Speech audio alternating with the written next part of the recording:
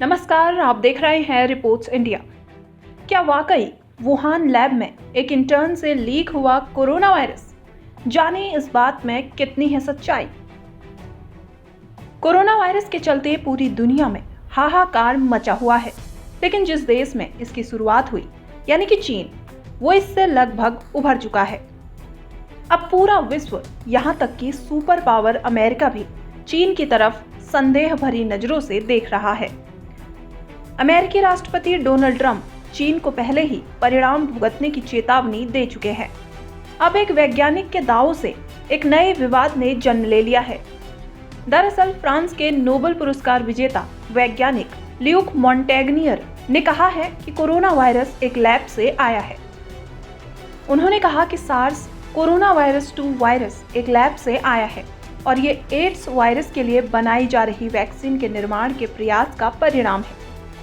Asia times की एक report के अनुसार एक न्यूज चैनल को दिए इंटरव्यू में उन्होंने कहा कि वुहान शहर की प्रयोगशाला को 2000 के दशक के शुरुआत से ही कोरोना वायरस पर विशेषता हासिल है।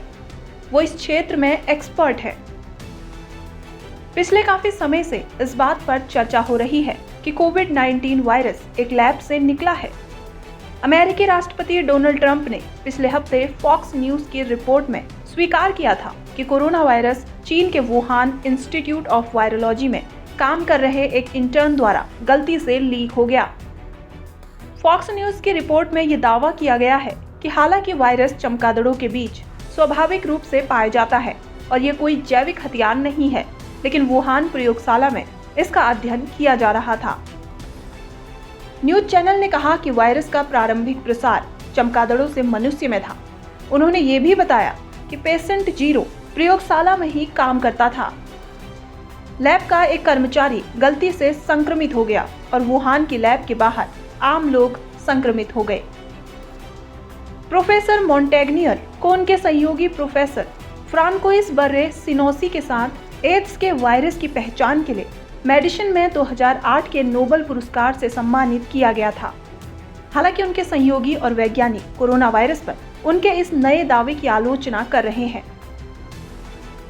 जुआन कार्लोस गैबल्डन ने ट्वीट किया, अगर आप नहीं जानते तो बता दूं कि टीकाकरण के विरोधी होने और होम्योपैथी की बेतुकी तरफदारी करने के चलते डॉक्टर मॉन्टेग्नियर पिछले कुछ सालों से काफी आलोचनाएं झेल रहे हैं।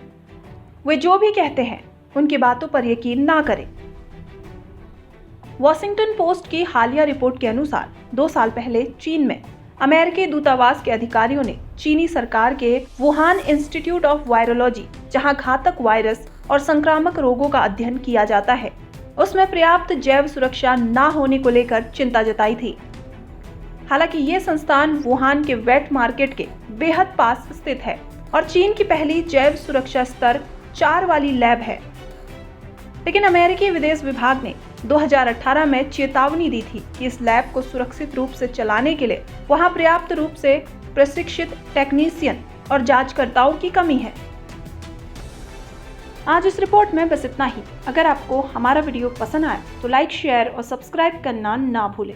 रिपोर्ट्स इंडिया की खबर